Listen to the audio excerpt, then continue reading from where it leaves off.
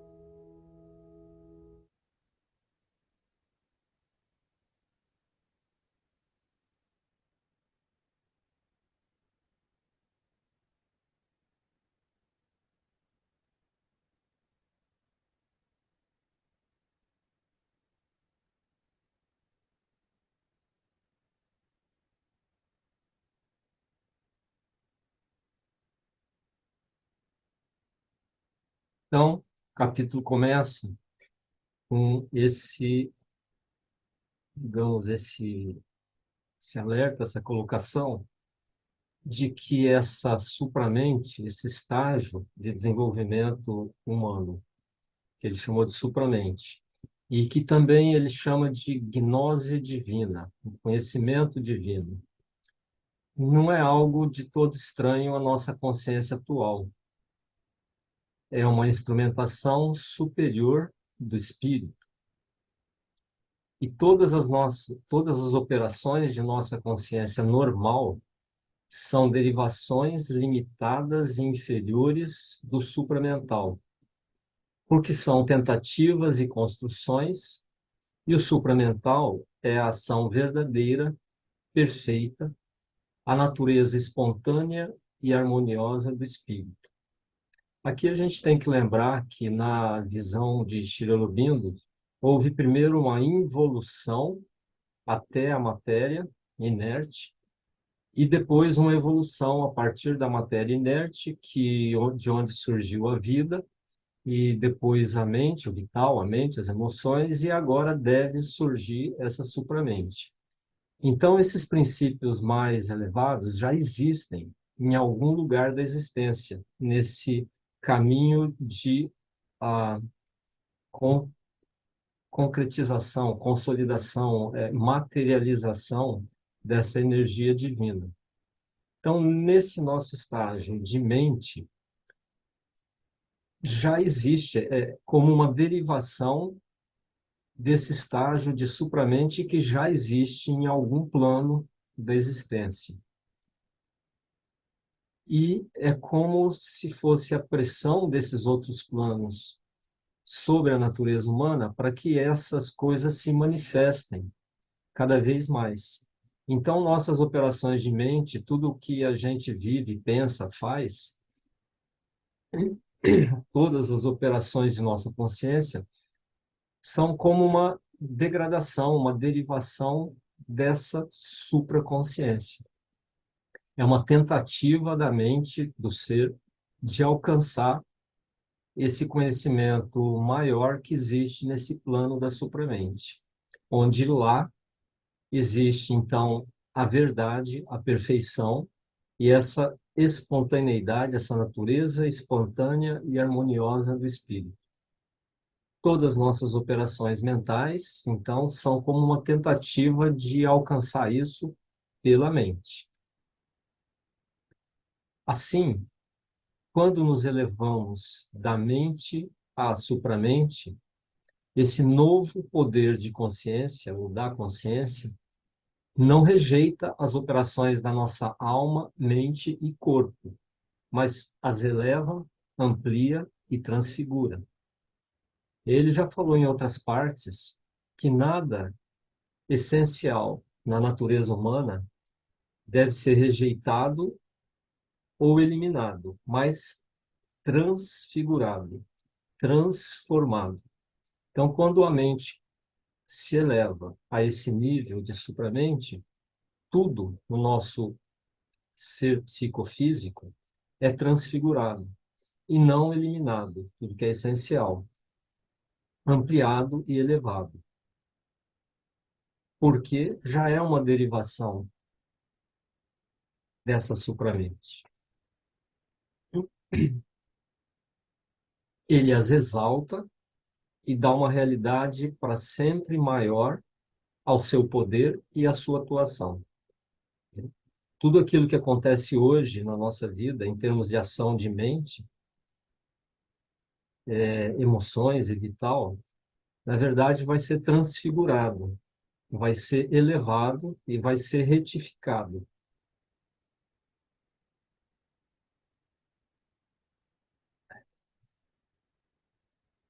Ele tampouco se limita à transformação dos poderes e da ação superficiais das partes mentais e psíquicas da vida.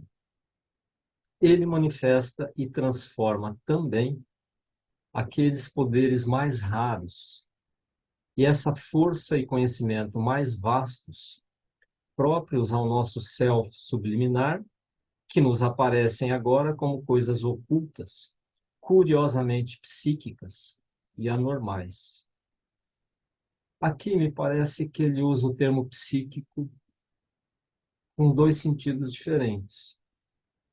Quer dizer, ele está dizendo que com a elevação à supramente, ou a pressão da supramente para a transformação da mente, não vai transformar só os nossos poderes mentais tradicionais ou emocionais ou vitais, e os psíquicos, os da alma, os mais interiores, mas também vai atuar, vai transformar aqueles poderes mais raros que, na época, eu acho que hoje é menos usado esse termo, né? Se chamava de poderes psíquicos. Hoje é mais comum se falar em poderes paranormais, mas ainda é usado, né, esse termo, poderes psíquicos, forças psíquicas no sentido de paranormais. Então, o que ele traz aqui é que essa manifestação da supramente vai transformar também o que hoje é uma coisa rara, aparentemente anormal, oculto, poderes ocultos. Isso vai ser transformado também e se transformar e se tornar um poder natural do ser humano. Na natureza supramental, essas coisas não são de modo algum anormais, mas perfeitamente naturais e normais.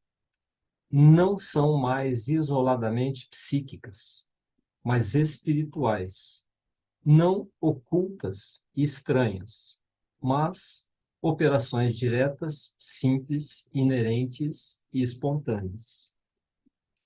Num capítulo mais à frente, ele vai falar um pouco sobre essa questão dos poderes paranormais que se manifestam, ou poderes psíquicos que se manifestam quando esse plano supramental começa a se impregnar, descer e transformar os planos mais baixos. E que isso se torna uma coisa normal, natural do ser. E ele não fala aqui nesse capítulo, mas mais à frente ele fala que isso deve ser usado como qualquer outro poder que você tem. Se você tem um poder de inteligência, de compreensão, de ação, você deve usar isso na sua vida. Se esses poderes paranormais ou psíquicos começam a surgir em você, você também, claro, dentro de toda a ética, de toda a correção, também deve usar para o seu crescimento e o crescimento de todos em volta de você. Porque isso se torna alguma coisa normal, inerente, espontânea, como o poder da fala, o poder da audição, também os poderes psíquicos se tornam naturais e normais nesse estágio chamado de supramente.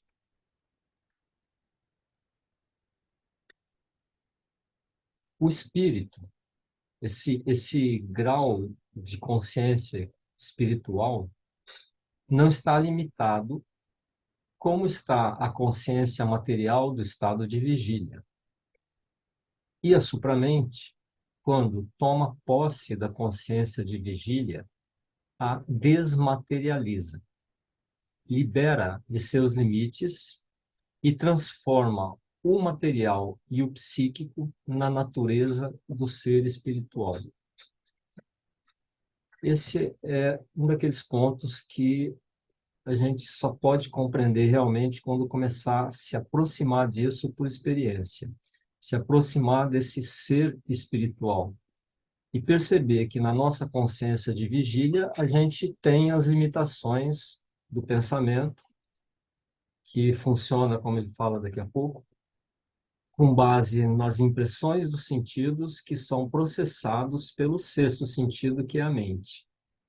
Agora, quando a consciência supramental toma posse, como ele fala aqui, de nossa consciência normal, consciência de vigília, consciência desperta, ele como que a desmaterializa, quer dizer, como que a desatrela, não que desliga, mas que deixa de ser necessário essa consciência, essa percepção dos sentidos para que o processo de conhecimento aconteça. A consciência é libertada de seus limites e esse plano material, essa consciência material e psíquica se transforma na natureza do ser espiritual, que é uma experiência ainda que a gente tem que adquirir. Como é essa consciência espiritual? Agora, a atividade mental mais fácil de organizar é, como já indicamos, aquela do conhecimento puro e ideativo. O conhecimento, poderíamos trazer aqui o conhecimento filosófico, que é aquele conhecimento puro, que não depende de impressão dos sentidos para ser obtido ou desenvolvido. Simplesmente o conhecimento de ideias, baseado só na dedução, indução, lógica de ideias, que não necessita, então, das informações dos sentidos. Essa é a parte mais fácil da supramente organizar na mentalidade. No nível superior, esse conhecimento puro e ativo se transforma no verdadeiro jnana, no pensamento supramental, na visão supramental, no conhecimento supramental por identidade. Ele já disse, né, já afirmou em vários lugares que o conhecimento nesse plano supramental, ele acontece por identidade com o objeto do conhecimento. A consciência e o objeto de conhecimento se tornam uma única coisa. Então, esse conhecimento como que do objeto como que brota, porque não existe mais o sujeito e o objeto, existe só o todo.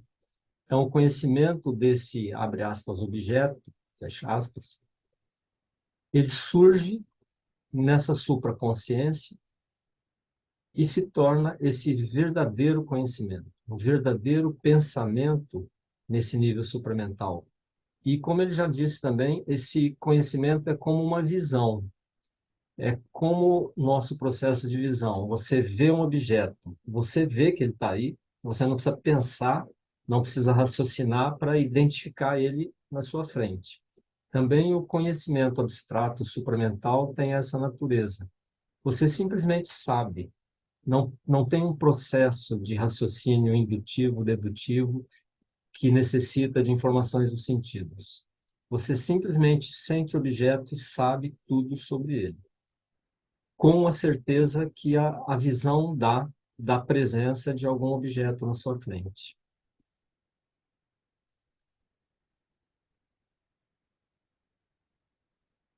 A ação essencial desse conhecimento supramental foi descrita no capítulo precedente. O capítulo anterior fala desse processo de conhecimento, como é que é o processo de conhecimento supramental.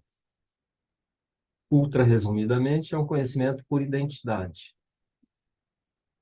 A consciência se identifica com a coisa, se torna una com ela e sabe tudo sobre ela. É bem distante do que a gente experiencia hoje. Contudo, é necessário ver também como esse conhecimento funciona em suas aplicações externas e como ele lida com os dados da existência. Até aqui ele estava falando do conhecimento ideativo, aquele conhecimento que não necessita das informações dos sentidos, que não se trata diretamente dos dados da existência. Sim, grosseiramente falando, conhecimento filosófico, aquele conhecimento de ideias, que se baseia apenas na reflexão sobre ideias. Agora aqui ele começa a falar mais próximo de nós, né, do conhecimento do dia a dia, do conhecimento que lida com os dados da existência. Agora aqui ele chega um pouco mais perto da nossa experiência. Esse conhecimento difere do modo de funcionar da mente, esse conhecimento supramental. Difere do modo de funcionar da mente, o nosso modo de funcionar, modo usual. Primeiro, porque ele efetua de maneira natural, conhecimento supramental, efetua de maneira natural operações que, para a mente, são as mais elevadas e difíceis, e age nelas ou sobre elas, do alto ao baixo, e não com a tensão da mente contrariada em sua ascensão ou com sua sujeição ao seu próprio nível e aos níveis inferiores. Quer dizer, o processo de conhecimento da mente, como a gente conhece, como a gente vive, ela parte aqui dos dados dos sentidos e busca elaborar um conhecimento sintetizado ou construído ou elaborado a partir dos dados dos sentidos. E agora, o quão mais alto esse conhecimento busca, mais difícil para a mente é, porque ela age do baixo para o alto, quer dizer, do baixo aqui no sentido de informações concretas do sentido, dos sentidos, e busca, articulando essas informações, processando essas informações, chegar a algum conhecimento mais elevado. Enquanto que a supramente funciona no modo inverso. Ela age desse conhecimento da unidade que é como que permeia as informações dos sentidos e traz um sentido para essas informações. Quer dizer, não tem essa tensão da mente de trabalhar, esse esforço da mente de trabalhar essas informações para chegar a algum conhecimento mais alto.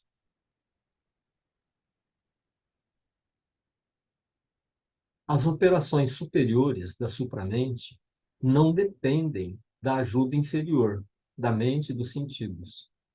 São as operações inferiores que dependem das superiores, não apenas para serem guiadas, mas também para suas existências.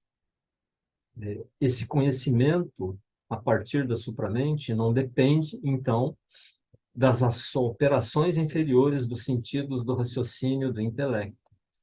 Mas, ao contrário, essas operações de elaboração, de síntese, de conclusão do intelecto, da razão, dependem como que de uma iluminação superior para que elas sejam guiadas ao conhecimento correto e mesmo para que elas existam. É muito comum para nós esse processo de raciocínio, de análise, de síntese daquilo que a gente sente, percebe e vê, mas que tem um elemento aí de como que de um flash, de uma iluminação, de uma intuição, para que você realmente junte tudo isso num conhecimento novo. Não é só esse processo de raciocínio, parece que interfere aí também como que uma iluminação, um clique, um flash, uma luz que desce e ilumina todo esse processo de raciocínio e põe as coisas juntas e levam a alguma conclusão. É a famosa intuição. Mesmo nas ciências mais exatas, existe isso. Parece que tem um elemento além desse simples, e por simples, entre aspas também, né? Mas desse raciocínio puro, indutivo e dedutivo. Alguma coisa que vem de cima e ilumina tudo isso e dá um sentido e dá uma conclusão nova, por exemplo. Por conseguinte, as operações do mental inferior não só mudam de caráter pela transformação, mas tornam-se inteiramente subordinadas. Nesse processo de desenvolvimento, nesse processo de elevação em direção à supramente, todas nossas operações da nossa mente inferior, a mente inferior é essa que lida com os dados da existência.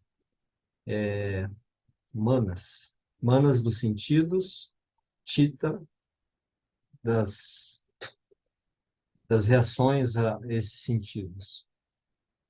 Isso muda de caráter e se torna subordinado a esse conhecimento supramental, a essa iluminação, como que se torna mais permeável essa intuição, essa luz mais alta que desce e transforma as operações dessa mente inferior. E as operações mentais superiores também mudam seu caráter, porque supramentalizadas começam a receber sua luz diretamente do conhecimento mais alto, do conhecimento do self ou o conhecimento infinito. Operações mentais superiores são aquelas mais abstratas, que não tratam diretamente do nosso dia a dia, da nossa interação com o mundo material, mas são as operações que tratam de coisas mais abstratas, que não dependem tanto das informações dos sentidos. Isso também muda o caráter, porque começam a receber uma luz desse conhecimento mais alto, que é o conhecimento por identidade, que é esse conhecimento que já existe nesse self, já existe no espírito infinito ou conhecimento infinito. Então, eu visualizo mais ou menos assim, como se as operações mentais começam a ficar mais como que permeáveis a essa luz da supramente que sempre existiu, sempre teve aí, mas que agora está pressionando com mais intensidade para penetrar nessas operações mentais, nesse nível mental, e transformar esse nível mental. Existe aí uma questão de abertura, de preparação, né, para receber essa luz, mas que, segundo o Aurobindo, Shri Aurobindo, essa pressão já está aí, cada vez maior, para transformar esse plano mental no plano supramental. Aí, o pensamento-ação normal da mente pode, para esse propósito, ser visto como constituído de uma moção tripla. Agora já chega bem mais próximo da nossa experiência normal do dia a dia. Como a mente normal funciona? Pensamento-ação. Não só o pensamento puro, mas aquele pensamento que leva a uma ação, que produz uma ação, que é a nossa experiência normal do dia a dia. Primeiro, o mais baixo e mais necessário para o ser mental em um corpo encontra-se a mente pensante habitual, que baseia suas ideias nos dados fornecidos pelos sentidos e pelas experiências de superfície do ser nervoso e do ser emocional, e das noções costumeiras formadas pela educação e a vida e ambientes externos. Essa é a experiência nossa de todo mundo. Quer dizer, qualquer ser humano, seja ele de que tipo for, tem essa experiência. É aquela mente que trata da interação com o mundo. Todo tipo de interação, não só material, mas emocional também. E nervosa no sentido dos sentidos. Ser nervoso é aquele que recebe os, as informações do mundo pelos sentidos, recebe as experiências de superfície aqui, nosso mundo, abre aspas, ilusório, né? Esse mundo que a gente vive, e isso é processado pela mente, mas essa mente, ela foi formatada, cada um de nós teve sua mente formatada pela educação que teve, pela cultura onde nasceu e viveu, e pelo ambiente específico externo onde ela foi formada. A família, o grupo social, a cidade, o país, a cultura. Então, não é só a informação dos sentidos, porque a informação chega à mente, ela é processada nessa mente, mas essa mente tem uma formatação dada pela educação, pela cultura, pela vida, pelos pais, pelos amigos. E isso, dependendo de cada um, resulta numa resposta ao mundo. É a mesmo impacto dos sentidos para duas pessoas diferentes pode causar duas reações muito diferentes. Essa é a nossa experiência normal.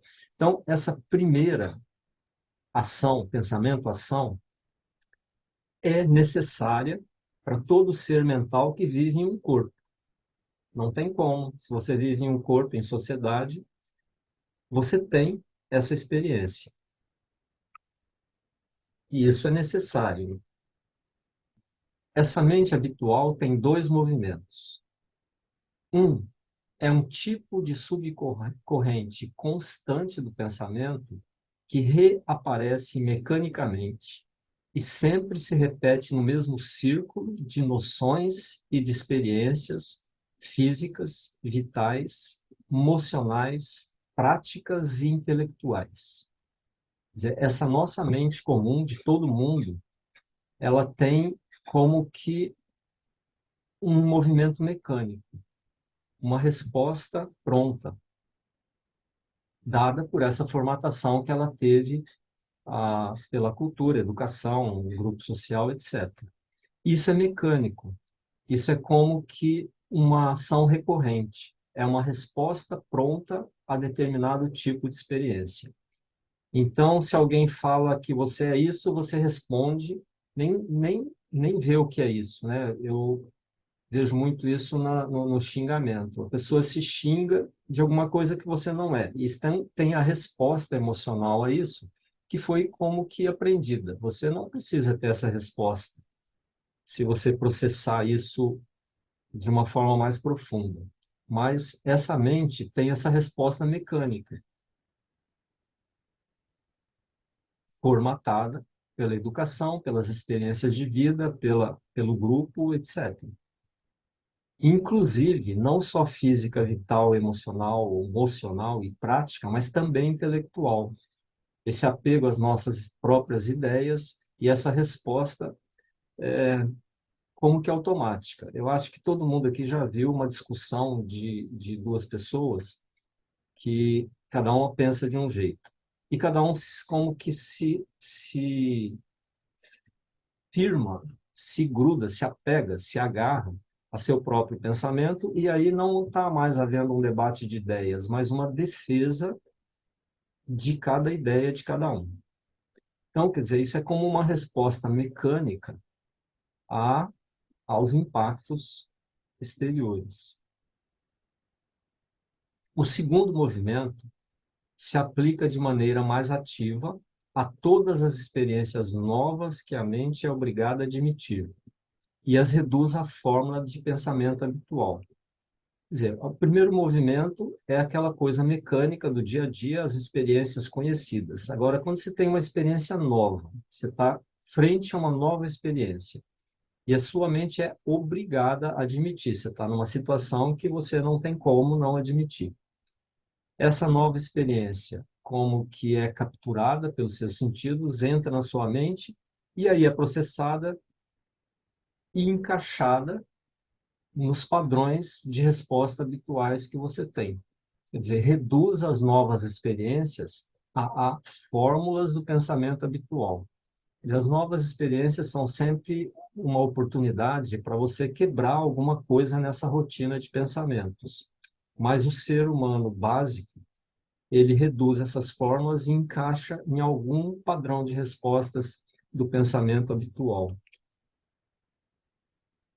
A mentalidade do ser humano médio é limitada por essa mente habitual. E fora desse círculo, ela se move muito imperfeitamente. Então, aqui ele como que delineia o ser humano normal, médio, que é a grande maioria da humanidade, que vive nesses dois movimentos da mente prática, pragmática.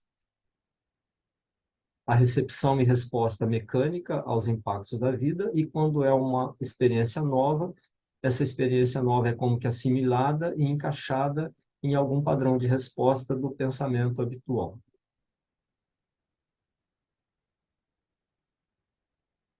Um segundo nível da atividade pensante é a mente ideativa pragmática, que se eleva acima da vida e age de maneira criadora enquanto mediadora entre a ideia e o poder de vida, entre a verdade da vida e a verdade da ideia, ainda não manifestada na vida. Seria um segundo nível de mente. que é a mente criativa, a mente criadora. É um segundo nível da atividade da mente pensante. É aquela mente que sai um pouco desse círculo mecânico de ação e reação e cria alguma coisa, inova, alguma coisa entre a verdade da vida e a verdade mais alta da ideia que ainda não se manifestou da vida. Quer dizer, alguma coisa nova que ainda não foi manifestada nesse nosso plano de vida. Essa mente criativa, ela recolhe materiais da vida, quer dizer, ela se alimenta das experiências de vida e a partir deles e sobre eles constrói ideias criadoras que se tornam dinâmicas para o desenvolvimento posterior da vida. Quer dizer, se alimenta de todas as experiências da vida, mas processa isso e não responde simplesmente mecanicamente, mas cria coisas novas, cria respostas novas. E essas respostas novas, essas coisas novas, elas influenciam o desenvolvimento posterior da vida.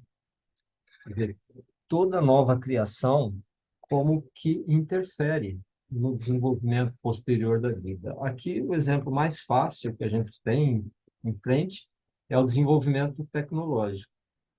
Todos nós temos, principalmente os mais velhos, né, tem essa experiência de como a tecnologia mudou a vida. Agora, não é só a questão material tecnológica, são as novas ideias, os novos pensamentos, os novos conceitos que vão como que buscando transformar a vida das pessoas. É essa segunda atividade, segundo nível de atividade da mente pensante que trabalha assim. Sai do nível repetitivo, né, recorrente, e alcança esse, essa força criadora que atua na transformação do desenvolvimento da vida. Por outro lado, ela recebe os pensamentos e as experiências mentais novas que vêm do plano mental ou, de maneira mais essencial, do poder de ideia do infinito e muda-os de imediato em ideias, forças mentais e em poder para nosso ser e nossa vida. Então, essa mente criativa como que recebe do plano mental ideias novas, poderes novos, novas forças, e transforma isso aqui em alguma coisa no nosso plano de vida, ideias, forças, ideias que têm algum poder de transformação, em poder para o nosso ser e nossa vida. Além de captar informações dos sentidos, processar isso e transformar, trazer de volta de forma nova, ela capta mesmo coisas totalmente novas.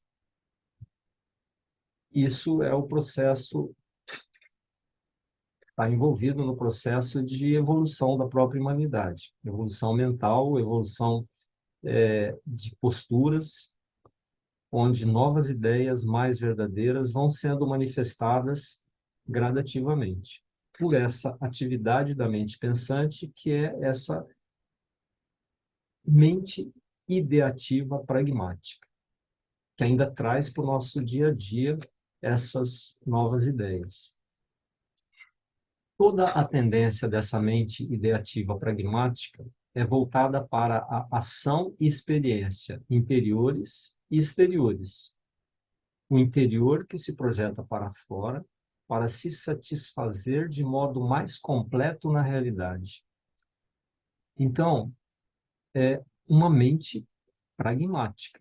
É uma mente que faz esse meio de campo, essa conexão entre o interior e o exterior, para que esse interior se manifeste, se projete para fora e se satisfaça de modo mais completo na realidade. Quer dizer, um processo de manifestação do interior, desse conhecimento mais alto também, aqui no nosso mundo prático pragmático.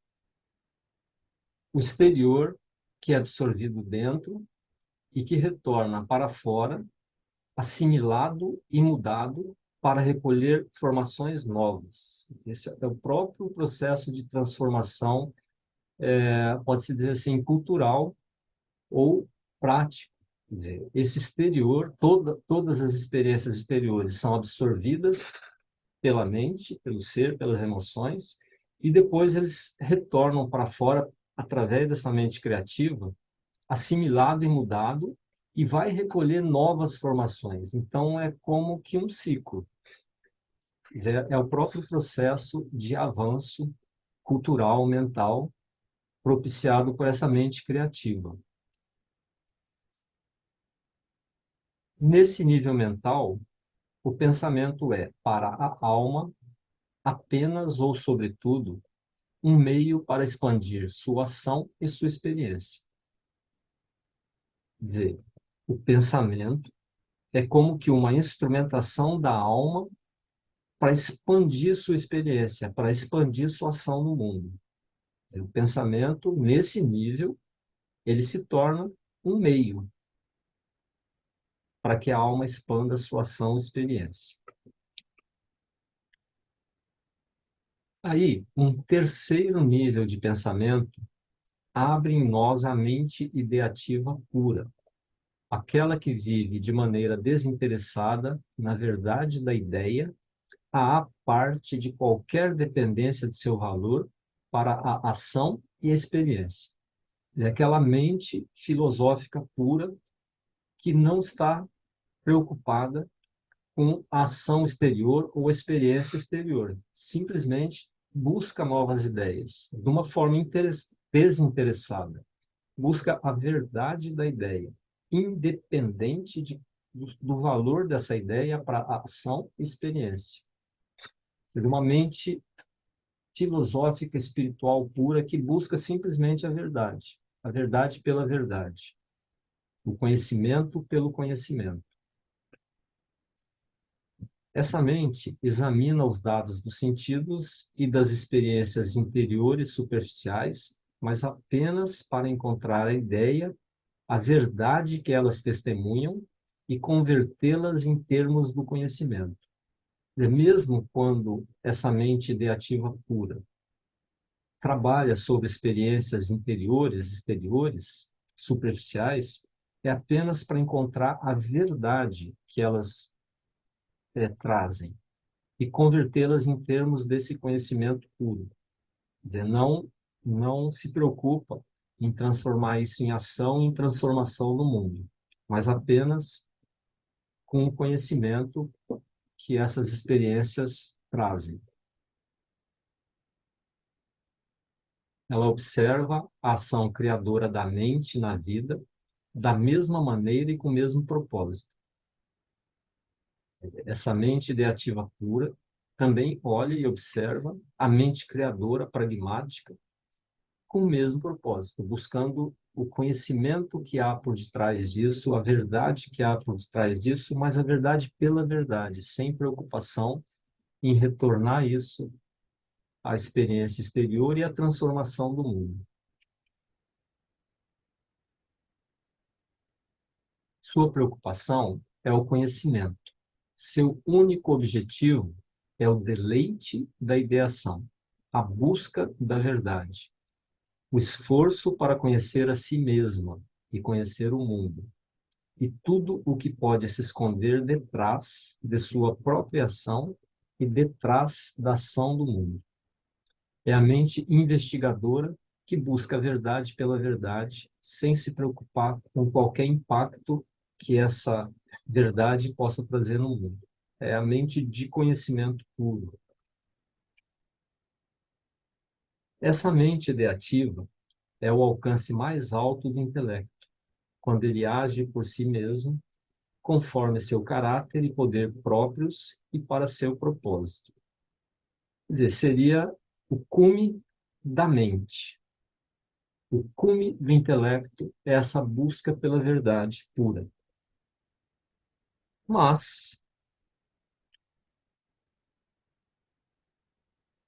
é difícil para é difícil para a mente humana combinar de maneira correta esses três movimentos da inteligência e harmonizá-los. O ser humano comum vive, sobretudo, na mentalidade habitual, nessa que trata só do prático pragmático da vida.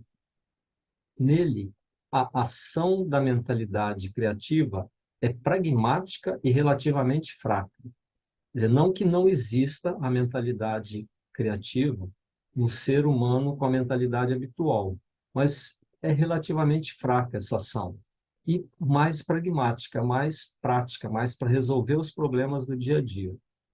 E ele tem grande dificuldade em servir-se, mesmo se for da mentalidade ideativa pura ou entrar no seu movimento. Então, não que não exista algo dessa mentalidade ideativa pura nesse ser que vive na mentalidade habitual. Mas esse ser ele tem uma dificuldade grande em servir-se ou em mesmo entrar no movimento do pensamento abstrato.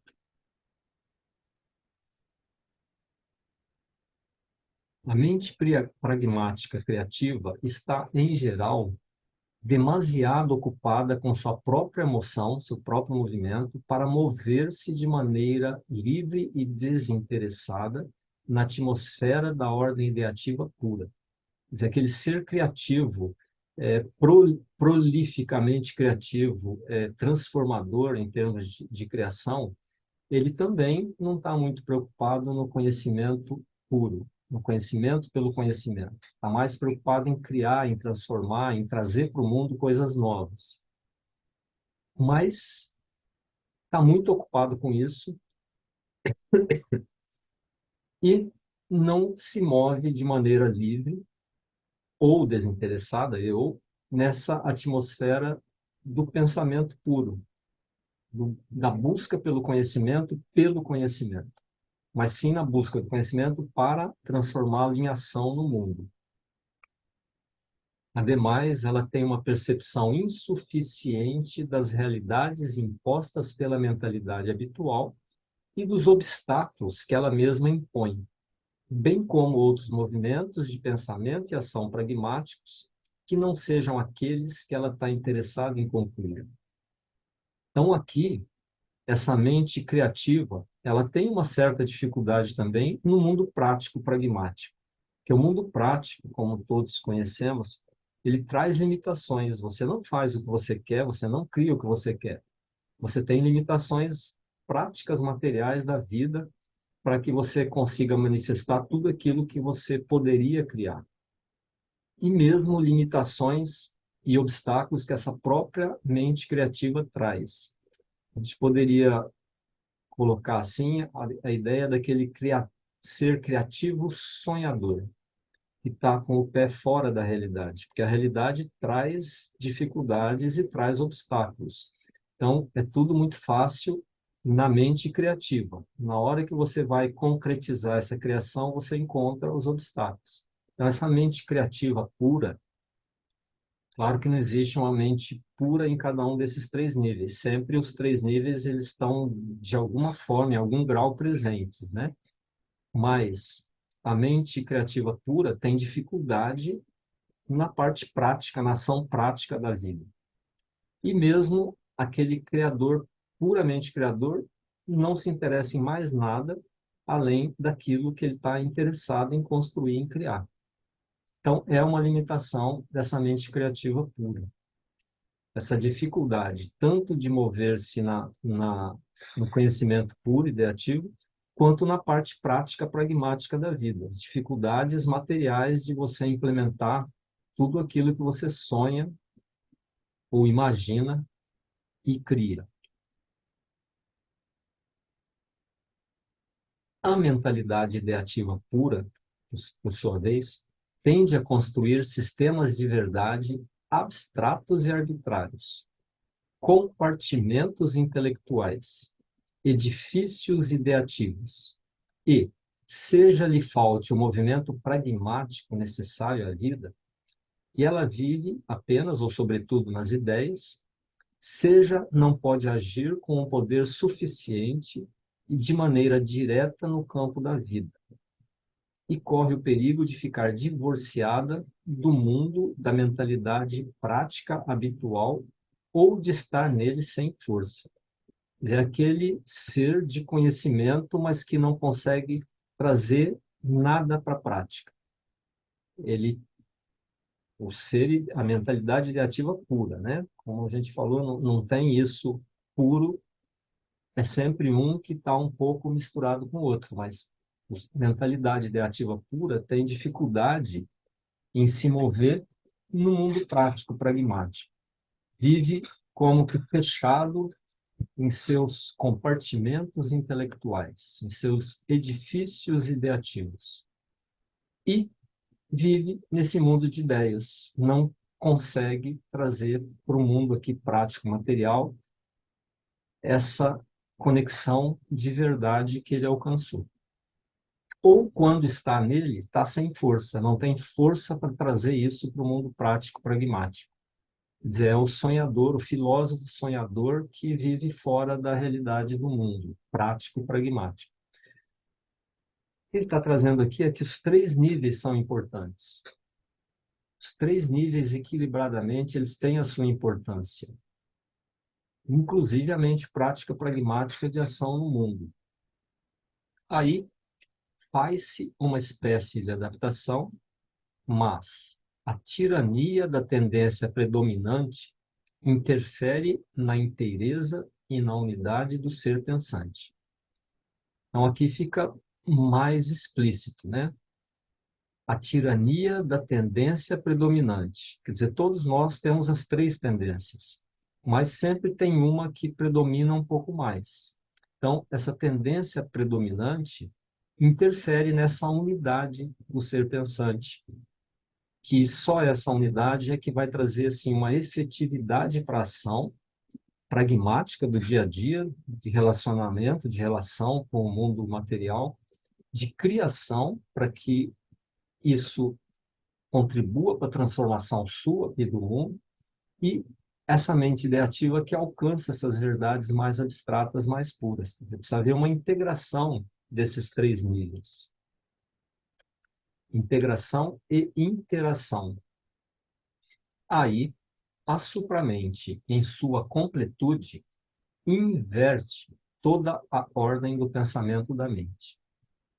Ela não vive no fenomênico, no mundo dos fenômenos, no mundo das experiências práticas concretas, mas no essencial, no self.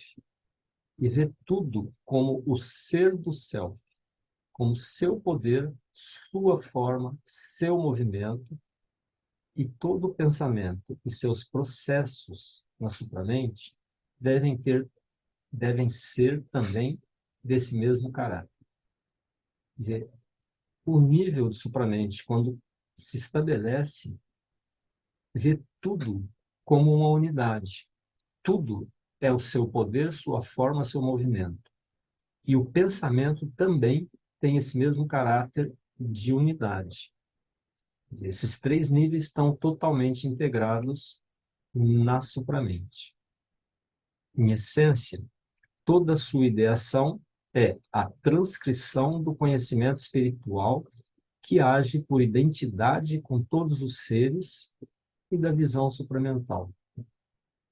Quer dizer, a essência do pensamento puro da supramente é um conhecimento espiritual que se baseia na, no sentimento, na visão, na unidade de tudo. Tudo é um. Então, tudo é visto como si próprio e esse conhecimento como que brota, como que é visto, como a gente olha com os olhos. Isso que ele fala, visão supramental. É uma coisa que surge já verdadeira, não tem um processo de conhecimento, ela já surge completa na sua mente. Então, a supramente se move, portanto, antes de tudo, em meio às verdades eternas, essenciais e universais do self, do ser, da consciência, do poder infinito e do deleite do ser, sem excluir tudo que parece para a nossa consciência atual um não ser. E aqui essa última frase traz uma coisa assim, verdades essenciais de aquilo que parece um não ser. O que é um não ser para nós? Uma pedra, uma montanha, uma nuvem? Então, quer dizer, o conhecimento, ele inclui tudo. Aquele conhecimento de alguma coisa que tem uma consciência detectável, né? Aí o plano animal, as aves, etc. Já as árvores, plano vegetal, para a mente usual, parece que não tem uma consciência, né? Apesar de que já tem áreas aí que já começam a detectar consciência nesse plano vegetal. Mas esse conhecimento, verdades eternas e universais, inclui até aquilo que nos parece hoje alguma coisa que não tem um ser.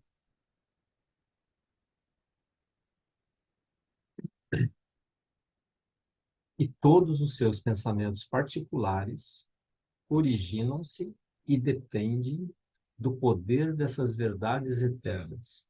É como se esse conhecimento eterno, final, já existisse. Simplesmente eles se manifestam na mente daquele que se alçou a esse nível de supramente. Simplesmente brotam, né? Surgem já completos, já com um senso de verdade quase que concreto, palpável, visível. Mas, em segundo lugar, ela está também à vontade em meio aos aspectos infinitos e as aplicações à continuidade e às harmonias das verdades de ser do eterno. Quer dizer, além de dela viver nesse mundo de verdades concretas sobre tudo, ela também está aqui à vontade no mundo da multiplicidade, das harmonias que acontecem aqui nesse mundo manifesto, as verdades de ser do eterno, a verdade de cada coisa que existe aqui na manifestação, aos aspectos infinitos das verdades de ser do eterno. Então, a toda essa multiplicidade, ela também está à vontade. Portanto, tudo aquilo que a ação da mente ideativa pura se esforça para alcançar e descobrir, a supramente o vive e o eleva a seu cume. Mesmo em suas extensões inferiores, essas coisas estão presentes para sua receptividade luminosa, próximas ou fáceis de alcançar e disponíveis. O processo aqui se inverte. A nossa mente ideativa pura que se esforça, busca, processa e tenta descobrir verdades eternas, a supramente como que vive nessa verdade eterna. E tudo está presente de forma fácil de alcançar e disponível, sem esforço. Simplesmente esse conhecimento brota nesse nível da supramente, brota com a força de uma verdade concreta, não com uma coisa processada, raciocinada, refletida. A coisa brota pronta.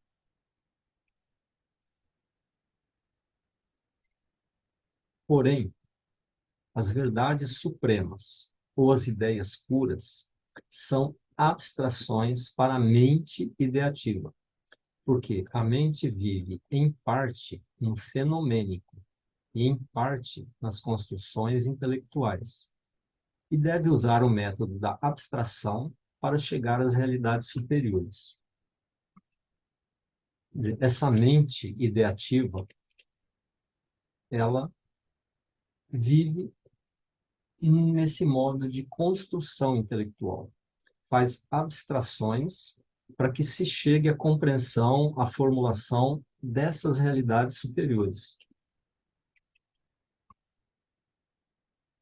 Enquanto a supramente, ao contrário, vive nesse plano de espírito e, portanto, na própria substância daquilo que essas ideias e verdades representam, ou antes, daquilo que elas são, em sua essência, uma concretização verdadeira. Enquanto a mente busca alcançar verdades mais altas, por processo de abstração, por processo de construção intelectual, a supramente já vive na essência dessa verdade.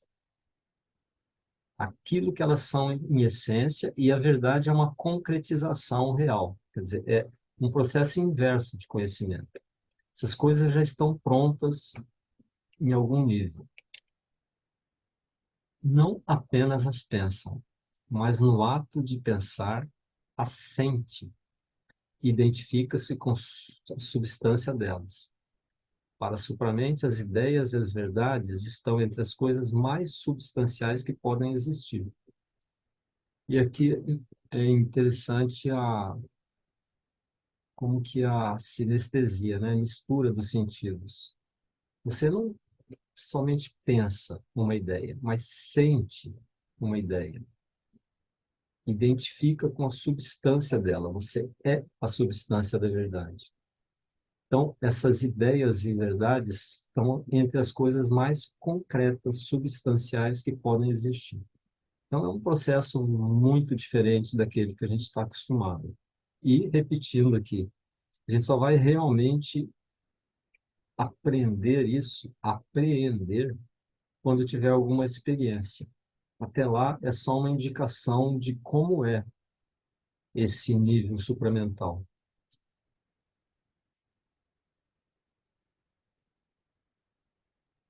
As verdades da consciência do ser essencial são, para a supramente, a própria substância da realidade. Mais intimamente reais, mais densamente reais, poder-se-ia quase dizer, que movimentos exteriores e formas de ser, embora estes sejam também para ela um movimento e uma forma da realidade, e não uma ilusão, como são para certas atividades da mente espiritualizada. Quer dizer, outra colocação, assim, que essas verdades, essas coisas que para nós são abstratas, são do plano do pensamento, na supramente, são densamente reais. Assim, como que coisas concretas, formas de ser, formas de uma realidade, não uma ilusão. Como a mente espiritualizada, certas atividades da mente espiritualizada sentem isso como uma ilusão, como uma coisa muito abstrata, muito fora. Para o pensamento ou o conhecimento no nível da supramente, isso é densamente real. Mais, quase poder-se dizer, mais densamente reais que esses movimentos exteriores e formas de ser, quase que concretos mesmo.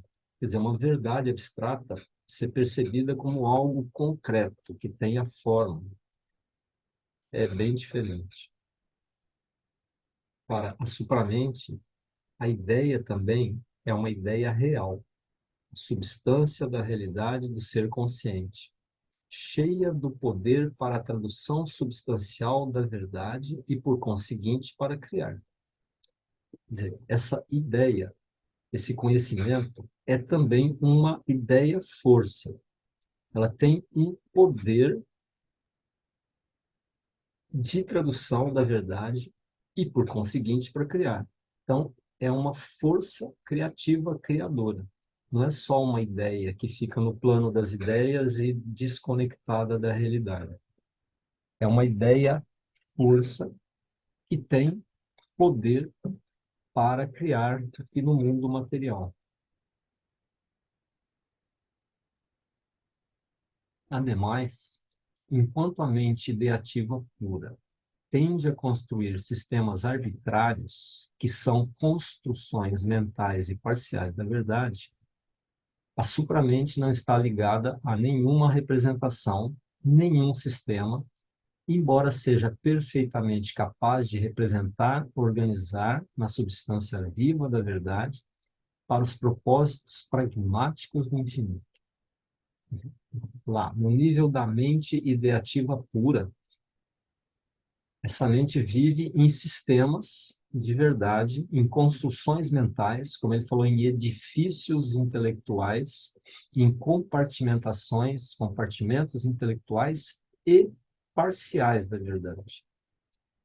E a mente ideativa pura chega a essa verdade, mas em compartimentos, em construções mentais e parciais da verdade. Enquanto a supramente vive nessa verdade sem estar conectada com nenhuma representação, nenhum sistema, mas que pode representar, organizar e construir para os propósitos pragmáticos do infinito, para trazer aqui para a ação no mundo. Quando se libera de seu exclusivismo, de suas sistematizações, de seu apego às construções, a mente sente-se perdida na infinitude do infinito. Sente-o como um caos, mesmo se um caos luminoso, e não pode mais formular, nem pensar e agir de maneira decisiva, porque tudo nessa infinitude, mesmo as coisas mais diversas ou contraditórias, indica alguma verdade. E ainda assim, nada do que ela pode pensar é de todo verdadeiro. Aqui é um risco, quer dizer, a mente ideativa pura, quando deixa de lado, ou quando dissolve esses edifícios intelectuais, essas compartimentações intelectuais e parciais, quando se libera do seu exclusivismo e sistematizações, seu apego às suas próprias construções mentais, ela se perde num caos infinito.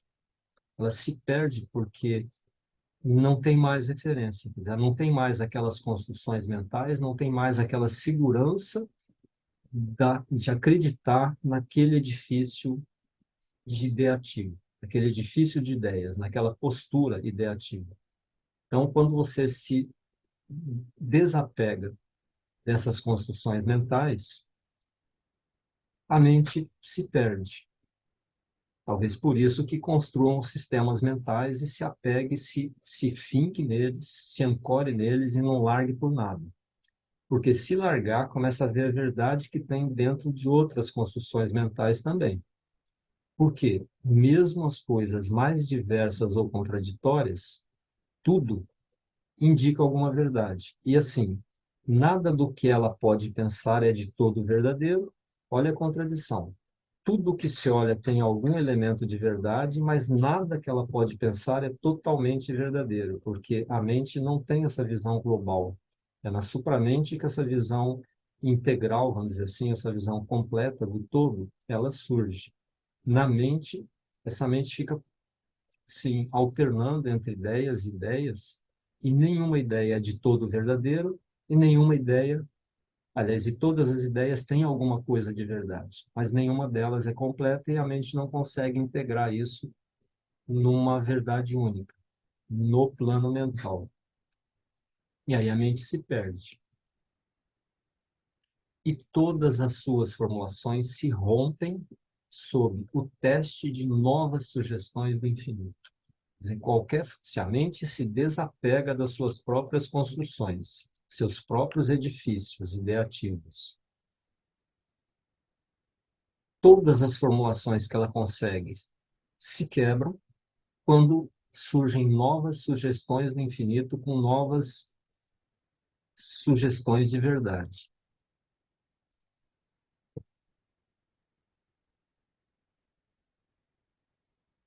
A mente começa a considerar o mundo como uma fantasmagoria e o pensamento como um caos de cintilações saindo de um indefinido luminoso.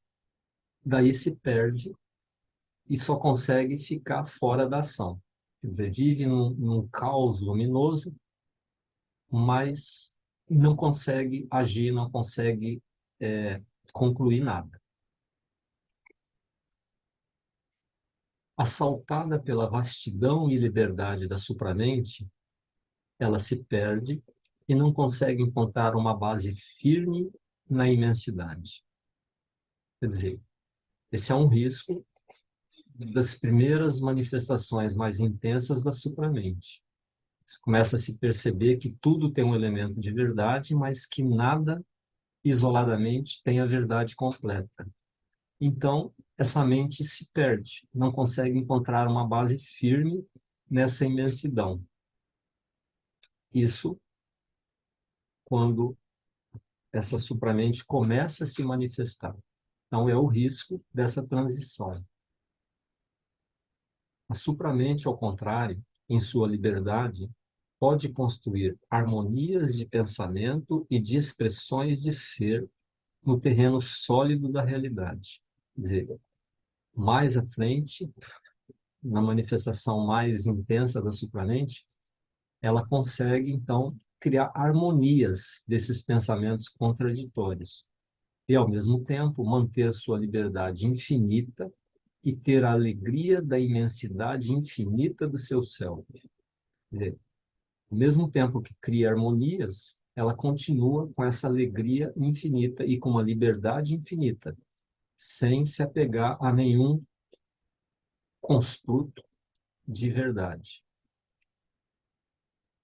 Tudo o que ela pensa, assim tudo o que ela faz e vive, pertence ao verdadeiro, ao justo, ao vasto. Satyam Hitam Vritti. Ela já existe nesse plano da verdade. Então, tudo que ela faz, vive, é o verdadeiro, justo e vasto. Nos níveis mais elevados da supramente, claro. O resultado dessa totalidade é que não há divisão nem incompatibilidade entre a livre ideação essencial da supramente, que corresponde à ideação pura da mente, livre, desinteressada, sem limites, e sua ideação criadora, pragmática, com um propósito e determinativo.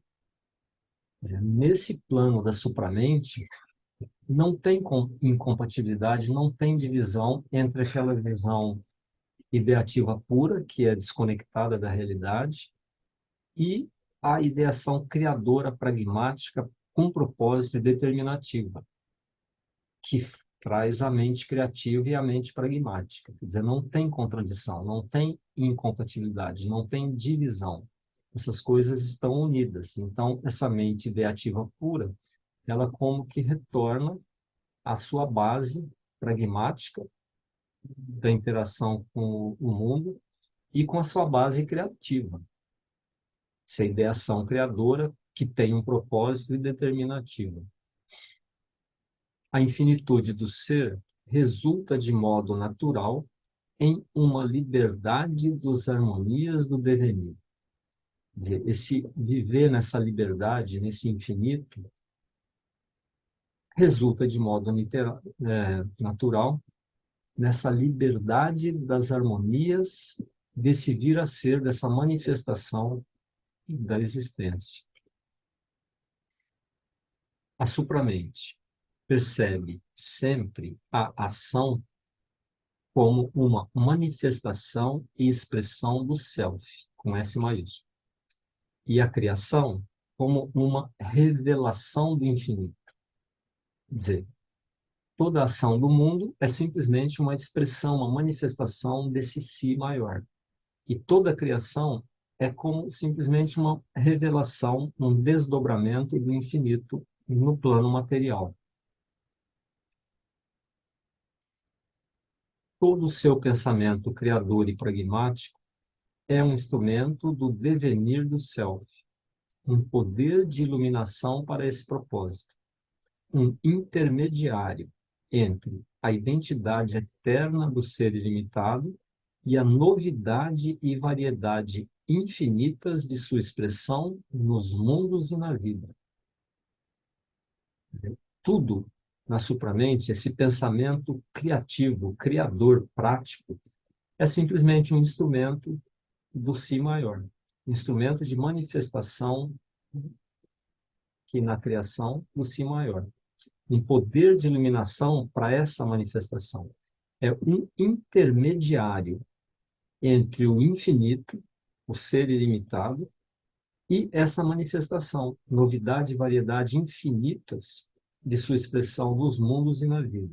Então, quer dizer, o pensamento criador da supramente é como que um instrumento e um intermediário entre o infinito e limitado e aqui a manifestação infinita, a novidade e variedade infinita da expressão desse poder do infinito. Simplesmente um instrumento, um intermediário. É isso que a supramente vê e encarna de maneira constante, mas, ao mesmo tempo que sua visão e pensamento ideativos e traduzem a unidade e a variedade ilimitadas do infinito, que ela é, por uma identidade perpétua e onde, qual ela vive com todo o seu poder de ser e de vir a ser, há também, de maneira constante, um pensamento criador especial associado à ação da vontade infinita, tapas, e o poder de ser que determina o que ela apresentará, manifestará ou criará a partir do infinito no curso do tempo e o que ela fará aqui e agora, ou em qualquer extensão do tempo ou em qualquer parte do mundo, do devenir perpétuo do self no universo. A supramente, então, vive nessas duas pontas da criação, tanto em unidade, com essa infinito, com esse ser infinito, ela vive numa identidade perpétua com esse ser infinito, ao mesmo tempo que manifesta que esse poder, esse pensamento criador, manifesta aqui no mundo, qualquer parte, em qualquer ser, em qualquer extensão do tempo, manifesta esse poder de ser do infinito. Então, é como um intermediário entre o transcendente e o imanente, um intermediário entre esse ser fora da manifestação, esse poder infinito fora da manifestação e a manifestação, como que faz, como que o elo entre esse poder de ser e vir a ser e o próprio ser e vir a ser, como um processo de manifestação desse ser imanifesto.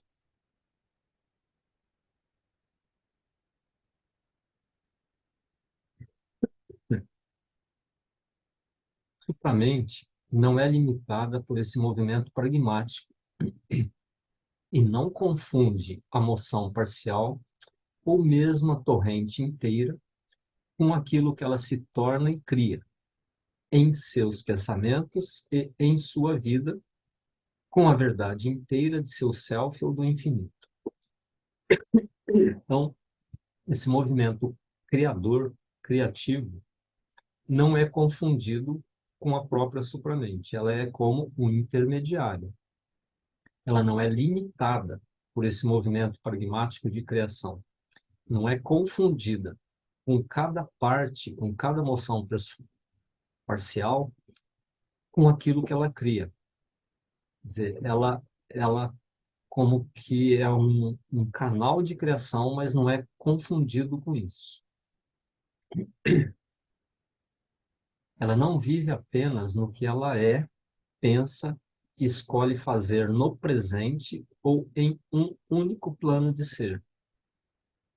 Ela não é pontual. Ela não vive apenas no que ela é hoje, pensa e escolhe fazer agora, nesse momento presente, ou em algum único plano de ser. Ela não alimenta sua existência apenas do presente ou dessa sucessão contínua de instantes cujas pulsações damos o nome de presente. Ela não existe apenas nesse momento que nós estamos vivendo. Ela não está limitada por esse tempo que a gente chama de agora, onde as coisas são manifestas e passam por transformações contínuas, onde a criação se dá, é sempre no momento presente. Ela não se vê apenas como um movimento do tempo ou da consciência no tempo, ou como uma criatura do perpétuo vir a ser. Quer dizer, ela não se vê apenas com esse intermediário no tempo que manifesta as coisas no tempo. Ela é consciente de um ser atemporal para além da manifestação e do qual tudo é uma manifestação. Essa supramente, ela, além de viver aqui na manifestação, na transformação, na existência, ela é consciente desse ser que está fora do tempo, que está além da manifestação, e do qual tudo aqui nessa existência é uma manifestação. Ela percebe aquilo que é eterno, mesmo no tempo. Percebe numerosos planos de existência, percebe a verdade que se manifestou no passado e toda a verdade de ser que deve ainda se manifestar no futuro, mas que já existe na visão de si do eterno. Esse é um aspecto que ele vai desdobrar também em capítulos mais à frente. Quer dizer, a visão dos três tempos, passado, presente e futuro, como uma única coisa. Então, essa consciência de supramente, ela está como que fora, assim, um paradoxo. Além dela estar no tempo, na manifestação das coisas aqui no instante presente, ela tem a consciência de além desse tempo. Tem a consciência completa do quadro completo daquilo que já se manifestou, está se manifestando e deve se manifestar, presente, passado e futuro. Porque isso já existe nessa visão de si do eterno. Ela não toma a realidade pragmática, que é a verdade da ação e da mutação, pela verdade única, mas a vê como uma realização constante daquilo que é eternamente real. Quer dizer, a verdade, a realidade do mundo hoje, como ele é, não é a verdade completa da existência. Ela é a verdade do momento da existência, mas que está em constante ação e mutação e transformação. E a supramente vê os três tempos disso, aquilo que já foi, aquilo que está sendo e aquilo que deve ser. Quer dizer, essa verdade do presente não é a única verdade. Supramente vê, então, essa realização constante daquilo que é eternamente real. As coisas que já existem nesse eterno. Ela sabe que a criação, seja no plano da matéria, vida e mente, seja no plano da supramente, é e só pode ser uma representação autodeterminada da verdade eterna, uma revelação do eterno. E percebe de maneira íntima a pré-existência da verdade de todas as coisas no eterno. E, nesse nível de supramente, a percepção, a consciência, percebe a realidade de tudo, quer dizer, como uma revelação desse eterno que está fora da manifestação e a verdade de tudo que existe nesse eterno, além do tempo. Não só aqui no tempo, no momento presente, mas além do tempo. Essa pré-existência da verdade de todas as coisas nesse eterno que está se manifestando na criação.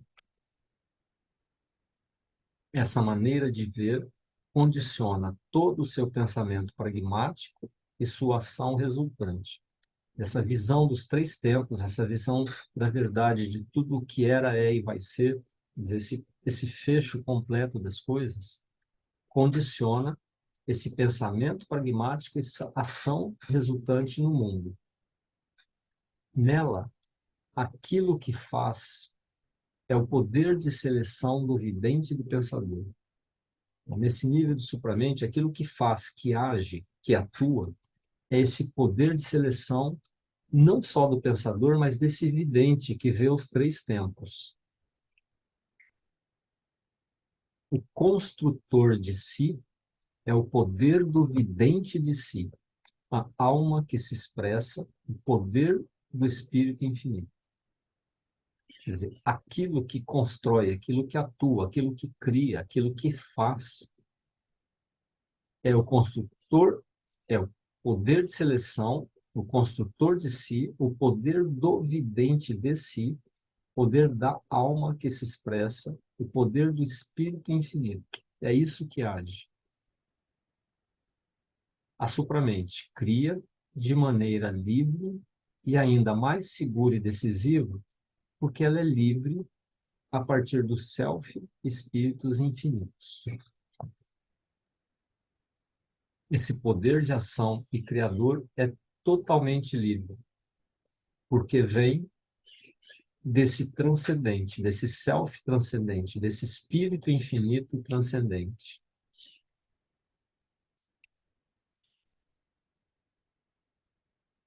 Portanto, ela não está aprisionada em seu vir a ser particular ou fechada no círculo ou no curso de sua ação. Quer dizer, ela não está fechada nesse vir a ser particular. Ela tem uma liberdade total de manifestação do infinito.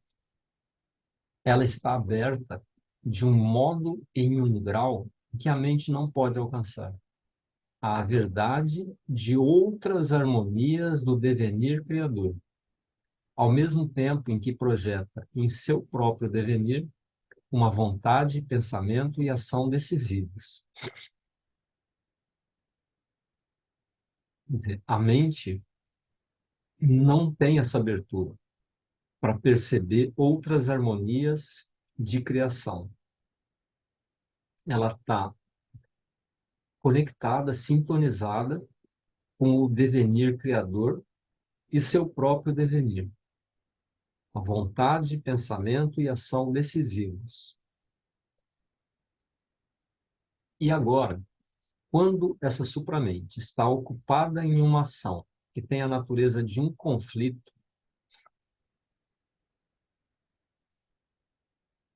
quer dizer, existe uma situação no mundo onde há um conflito. A supramente está por detrás de tudo isso, de alguma forma. E que substitui um pensamento, uma forma e um devenir, passados ou não, por aquilo que ela tem a missão de manifestar. Ela conhece a verdade daquilo que desloca e cumpre ao mesmo tempo, ao deslocá-lo, assim como a verdade daquilo que o substitui. Quer dizer, quando tem um conflito, nesse conflito, alguma coisa vai substituir a outra, alguma coisa vai prevalecer. Em algum momento, alguma coisa vai prevalecer. Então, a supramente tem a missão de manifestar alguma coisa ali naquele conflito. Essa, essa supramente conhece a verdade daquilo que ela desloca. Alguma coisa vai ser deslocada e vai ser substituída. E cumpre ao deslocá-lo, assim como a verdade daquilo que substitui. Quer dizer, vai substituir, dentro desse conflito, vai substituir uma coisa por outra, quando esse conflito terminar, ou algum arranjo que, digamos, modifique a situação anterior.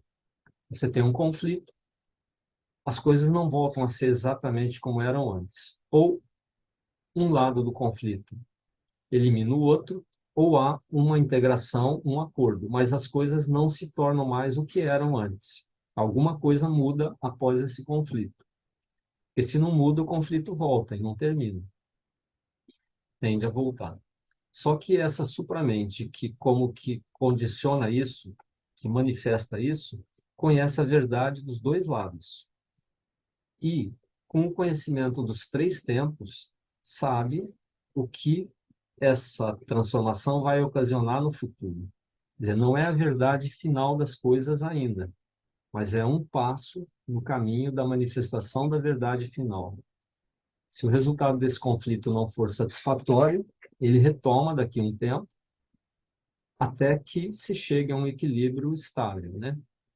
Veja aí a história do Brasil.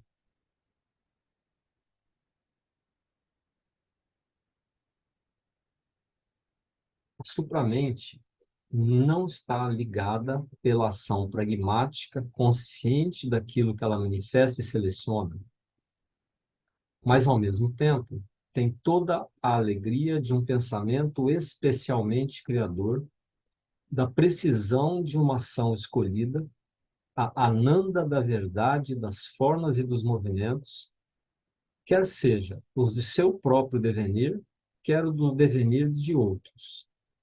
Todo o seu pensamento, toda a sua vontade de vida, de ação, de criação, ricos, multifacetados, que focam na verdade de numerosos planos, são liberados e iluminados com a verdade sem limites do eterno. Quer dizer, essa supramente, então, ela não está presa a essa ação daquilo que ela manifesta, mas ela tem toda a alegria de um pensamento criador. Para nós aqui, às vezes é difícil você aceitar que existe uma alegria dentro desse vir a ser, principalmente do mundo como a gente está vendo hoje. Mas lembrando a imagem de Shiva, Shiva é o deus da transformação, mas que alguns colocam como da destruição. Mas a destruição no sentido de transformação. Você precisa destruir um ovo para fazer uma omelete. Então, se quebra o ovo, faz omelete. Então, no nosso pensamento localizado, é difícil você ver o futuro, né? Qual vai ser o futuro desse conflito, dessa transformação? Mas, nessa perspectiva aqui, a supramente, que conhece os três tempos, tem a alegria dessa transformação, por mais terrível que seja para a nossa percepção. Todo o pensamento dessa supramente, toda a vontade de vida, ação, são liberados e iluminados com a verdade sem limite do eterno. Quando você está nesse nível de supramente, você consegue ver todos os movimentos do mundo como um passo no processo de evolução. Bom, esse é um terço do capítulo. Em dezembro, a gente vê o segundo terço, e em janeiro, o terceiro terço.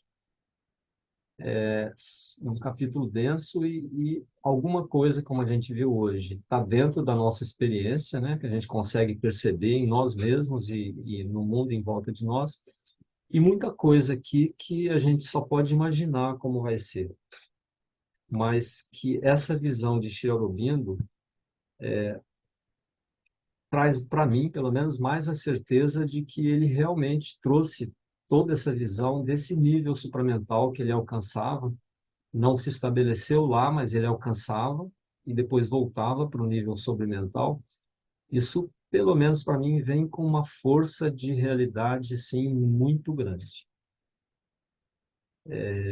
Só que tudo que eu consigo fazer, que a gente consegue fazer, é uma construção da nossa imaginação a partir das palavras que ele coloca. E aí cada um faz uma construção diferente a partir da sua própria imaginação de como é esse nível de supramente. A questão aqui é como que abrir na mente, na nossa mente, uma ideia de como são esses outros planos. Talvez isso ajude a gente se aproximar disso. Bom, para terminar, uma música aí de 4 minutos, para a gente deixar essas ideias como que indo sedimentando no nosso subconsciente, mesmo não tenham ficado muito claras, e que um dia elas possam germinar, ter o seu efeito no nosso ser. Então, 4 minutos de música.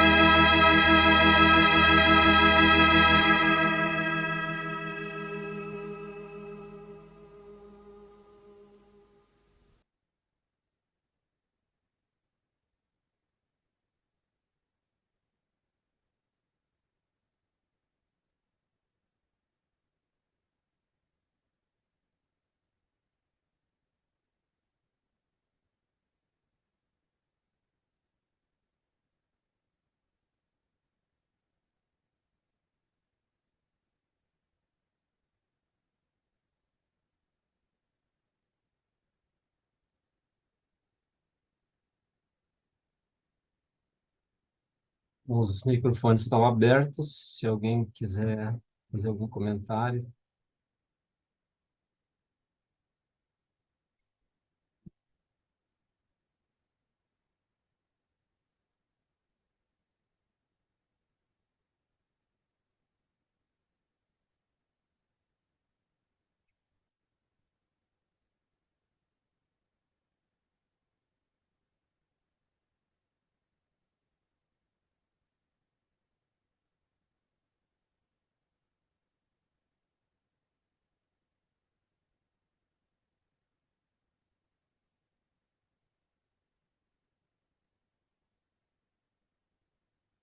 Bom, próxima semana, então,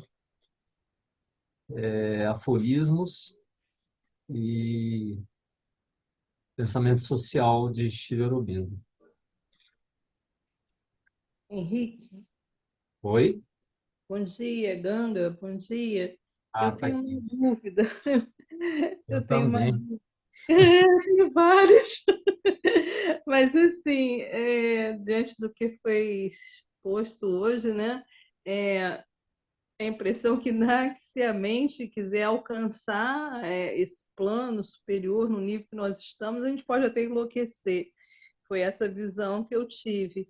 Então, fica a pergunta o seguinte: como a humanidade, como nós vamos acessar essa supramente? É a supramente que vai escolhendo vamos dizer assim, os instrumentos já apropriados, ou pela nossa vontade nós podemos silenciar a mente para alcançar isso? Cherubino chegou a falar como isso aconteceu com ele. É assim, existe um dito que não é de Shri Aurobindo, né, é de toda essa área espiritualista, que fala que quando você escolheu o divino, você já foi escolhido pelo divino.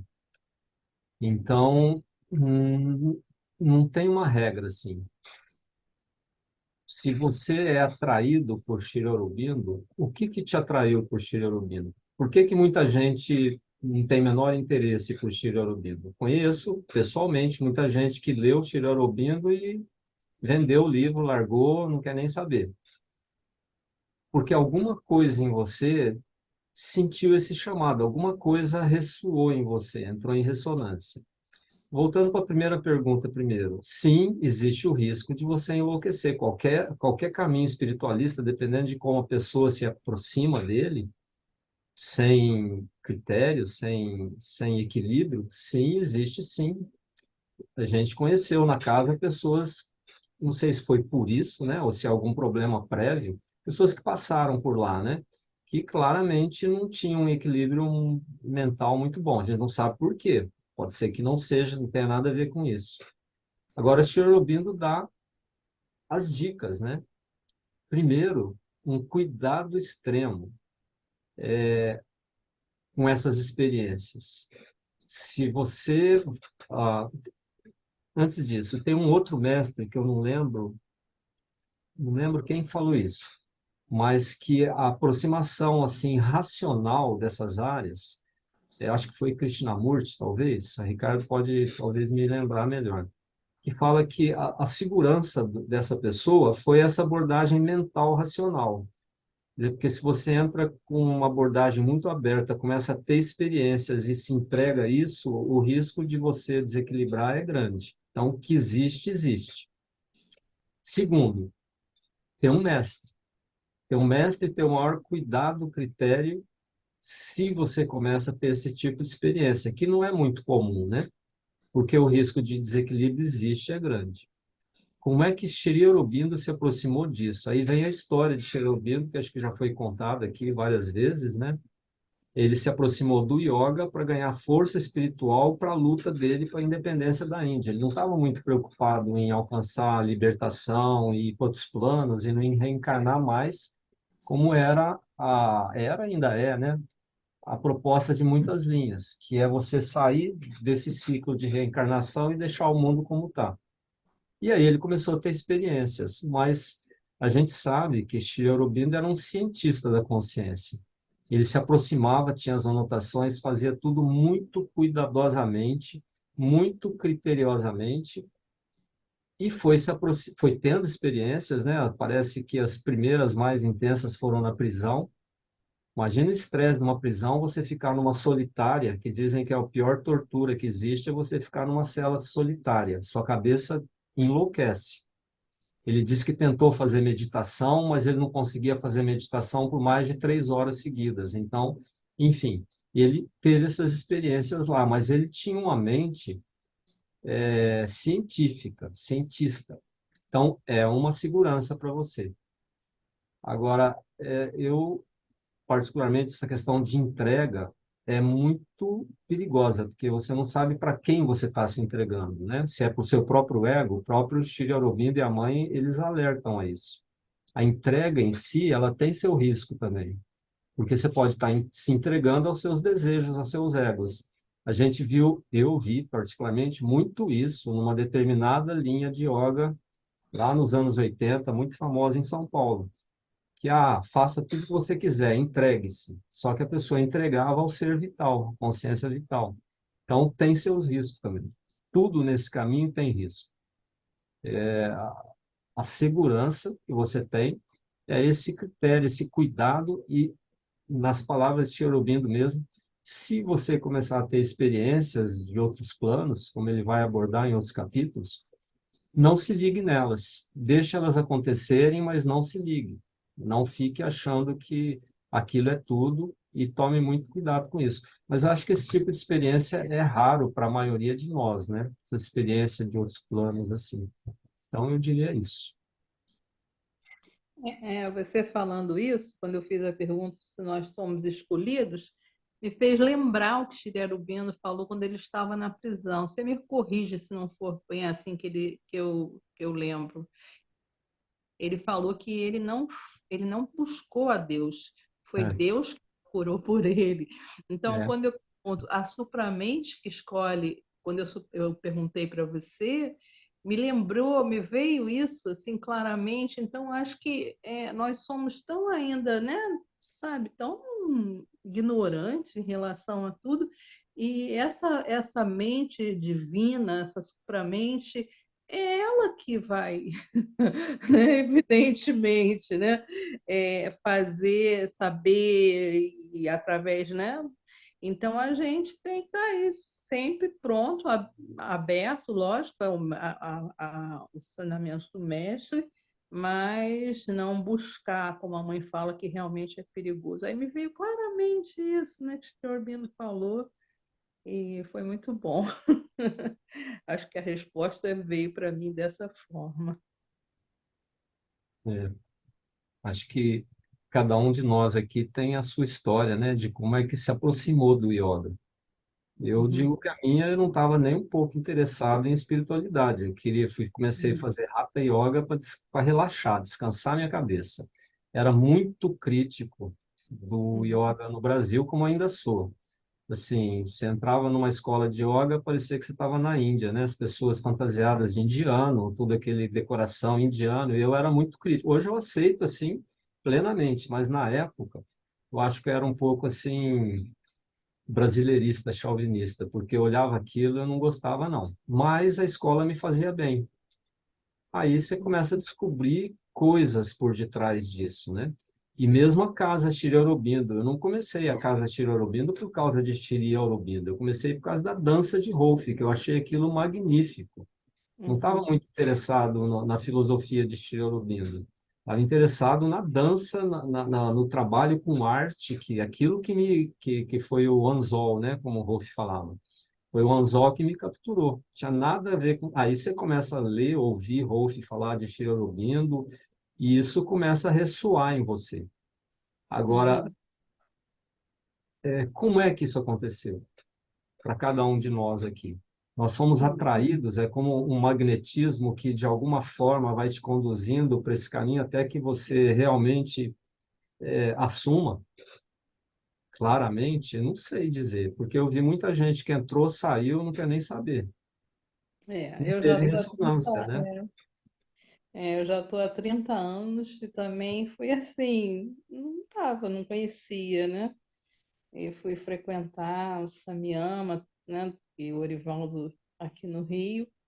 E um belo dia eu descobri que Esterobindo, eu nasci no mesmo dia que Esterobindo, e a conexão muito forte, né?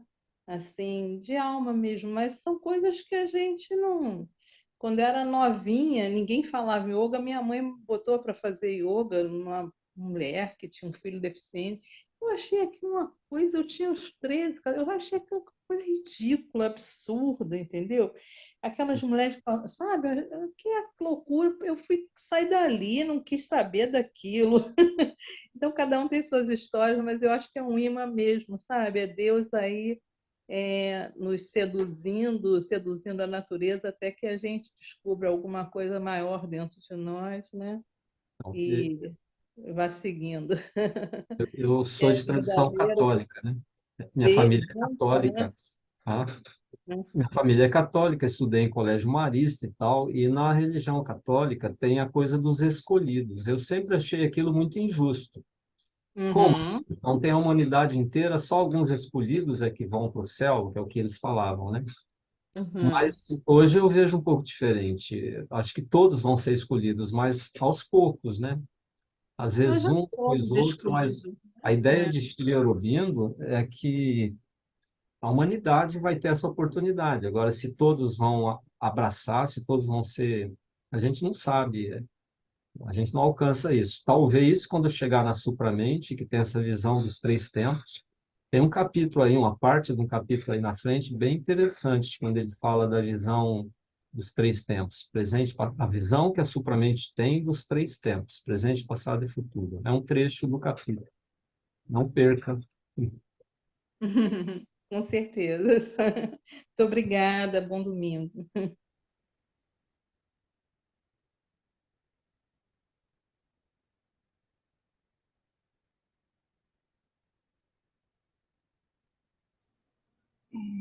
Bom dia a todos. Pensando aí na conversa de vocês, né? E o que eu acho interessante nisso que o Chirorobino nos traz, que antigamente também eu lembro até que quando ouvia a Rolf falar de supramente, eu falava, nossa, é uma coisa tão distante, tão longe, tão fora do contexto, né? Da realidade, do dia a dia, da vida, né? E eu tinha como se eu tivesse uma sede de coisas práticas, né? Aplicáveis, imediatas, né? Uma coisa assim.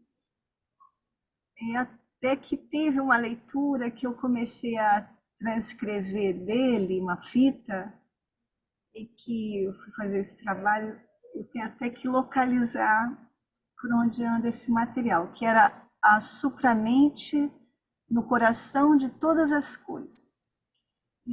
A supramente no coração de todas as coisas. Entendia também muito bem esse título, né? Eu não sei se foi um título dele ou do próprio Shirerobin. E hoje a gente vê assim, né, que essa questão da supramente não ser algo distante, né? Lá longe que eu tenho que buscar, mas como se esta é uma realidade nossa, né, do próprio ser, algo que já está dentro de nós, de cada coisa, dentro desse processo evolucionário, inclusive, ela é a impulsionadora, né? Então, eu acho que tudo que temos que fazer é seguir esse movimento, né? No que a gente concebe como evolutivo, né? Aquilo que nos acrescenta, aquilo que nos amplia, aquilo que a gente progride, aquilo que a gente percebe que não fica repetindo sempre mesmo padrão. E, e é isso, né? É isso. Isso ele tem falado nos últimos capítulos, falou nesse capítulo também, né? Isso que ele falou isso hoje, né? Muito reforçando, né? Todas as operações da nossa mente são derivadas da supramente, mas ainda com uma coisa preliminar, precária, que o negócio é intensificar todos os poderes da mente e essa abertura, essa que é a questão, né?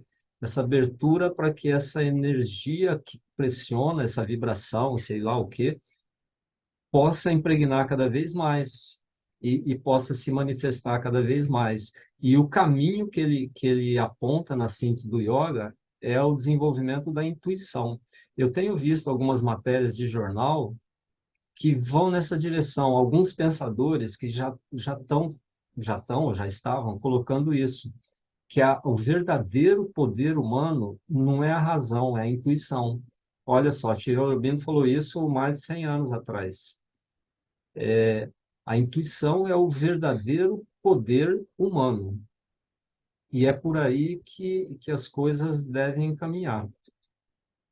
Além dessa abertura para essa vibração, essa energia, essa força, né? Que, segundo a Aurobindo e a Mãe, estão pressionando mais intensamente a partir da metade do século passado, uma coisa assim, se abria isso. Agora, com todo cuidado, porque o próprio Aurobindo, ele alerta. Cuidado que você pode estar se abrindo a outras forças. Seja muito atento aos resultados. Obrigada, Henrique.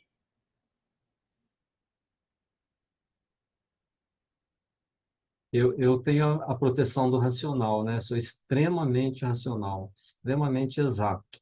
Então, eu acredito que eu tenha menos risco por conta disso. Mas, por outro lado, eu tenho mais dificuldade também, né? Porque o racional, ele fecha um pouco, né?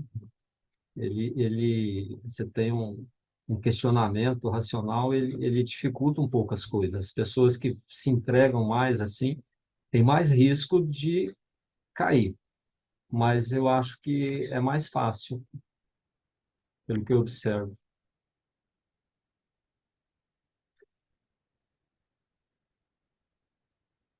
Eu sou de exatas, como dizem. Sou de exatas, não sou de humanas. Bom, gente, meio-dia. Podemos encerrar, então. Tô com visita em casa, bateram na porta aqui, acho que vocês não escutaram. Tchau, tchau. Então, repetindo, né? Domingo que vem, o Ricardo com aforismos e pensamento social. Houve essa inversão.